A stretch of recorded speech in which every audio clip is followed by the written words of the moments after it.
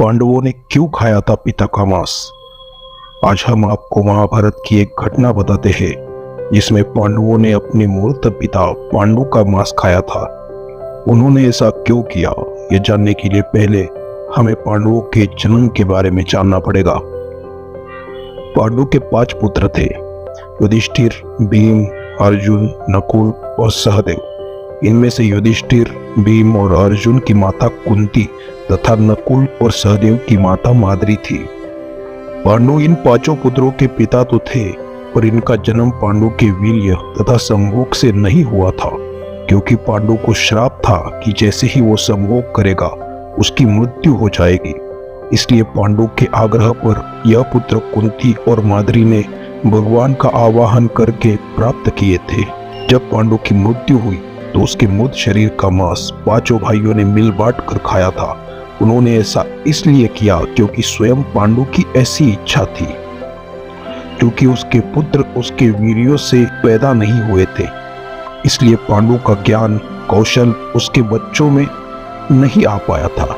इसलिए उसने अपनी मृत्यु पूर्व ऐसा वरदान मांगा था कि उसके बच्चे उसकी मृत्यु के पश्चात उसके शरीर का मांस मिल बांट कर खा ले, ताकि उसका ज्ञान बच्चों में स्थानांतरित हो जाए।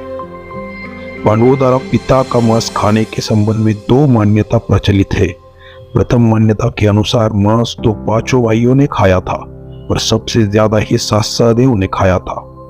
जबकि एक अन्य मान्यता के अनुसार सिर्फ सहदेव ने पिता की इच्छा का पालन करते हुए उनके मस्तिष्क के 3 हिस्से खाए थे।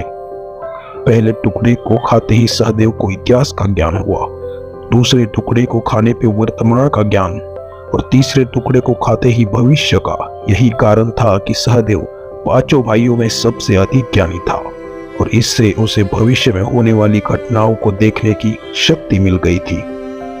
शास्त्रों के अनुसार श्री कृष्ण के अलावा वो एकमात्र शख्स सहदेव ही थे जिसे भविष्य में होने वाले महाभारत के युद्ध के बारे में संपूर्ण बातें पता थी। श्री कृष्ण को डर था कि कहीं सहदेव ये सब बातें औरों को न बता दे। इसलिए श्री कृष्ण ने सहदेव को श्राप दिया था कि यदि उसने ऐसा किया तो उसकी मृत्यु हो जाएगी।